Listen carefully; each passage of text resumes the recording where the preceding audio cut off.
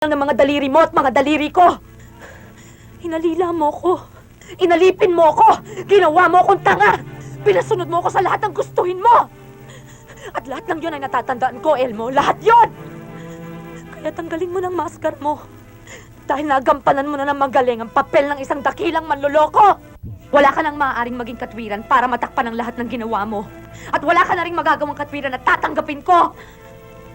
Hindi mamabilan ng mga daliri mo. Ng mga daliri ko. Inalila mo ko. Inalipin mo ko. Ginawa mo akong tanga. Pinasunod mo ako sa lahat ng gusto mong gawin ko. At lahat ng yun ay natatandaan ko pa. Lahat ng yun, Elmo! Okay. Next. Next.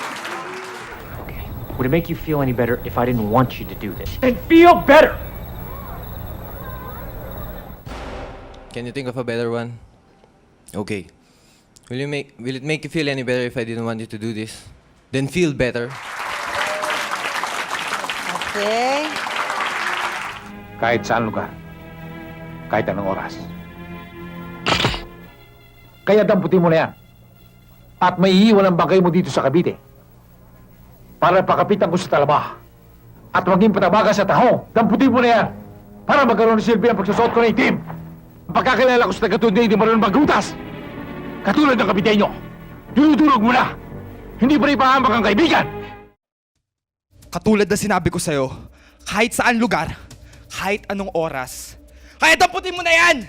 Nang maiwan ang bakay mo dito sa Cavite para pakapitan ng talaba at maging pataba ng tahong! Dampitin mo na yan! Para magkaroon ng silbi ang pagsuot ko na item!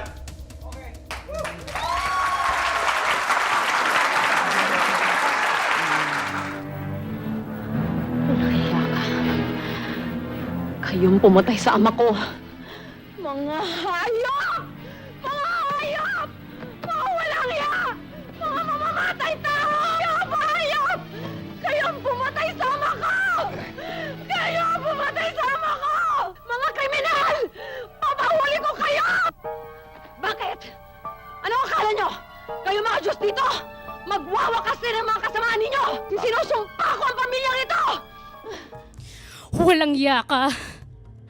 Ikaw ang pumatay sa ama ko! Hayop! Mga hayop! Mga hayop kayo! Ikaw ang pumatay sa ama ko! Ipapahuli kita! Kriminal ka! Hayop!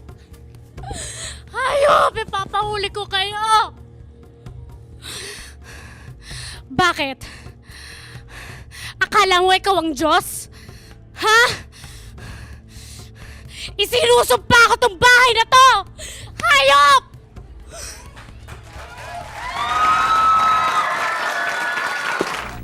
At ikaw ang gagawin kong foreman.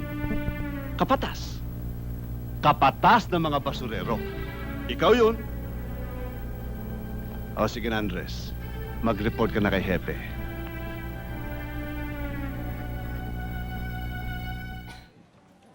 Alam mo, Andres, umpisan mo mag-aral ngayon, bago ka makatapos ng high school, uugod-ugod ka na. Pero huwag kang mag-alala. Kahit mawala ka sa pagkapulis, bibigyan pa rin kita ng trabaho. Magkumpare yata tayo. Kahit di mo ako tinulungan ng eleksyon, alam mo, magdadagdag ako ng basurero. At ikaw ang gagawin kong foreman. Basurero.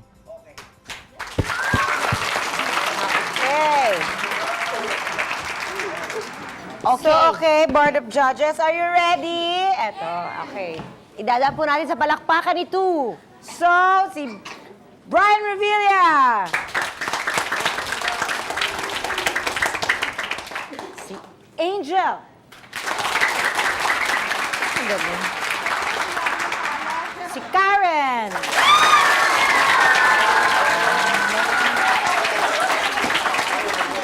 Si Riley, doon sa pangalawa, doon sa sinasapak siya, ha? Okay. Riley! Si Richard.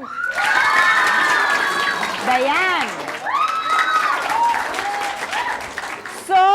Sino ba? Si Karen. So, M.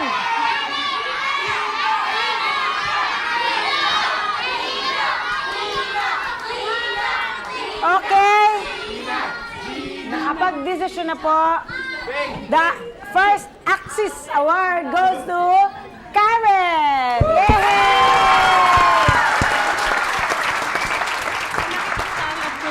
Okay, acceptance speech.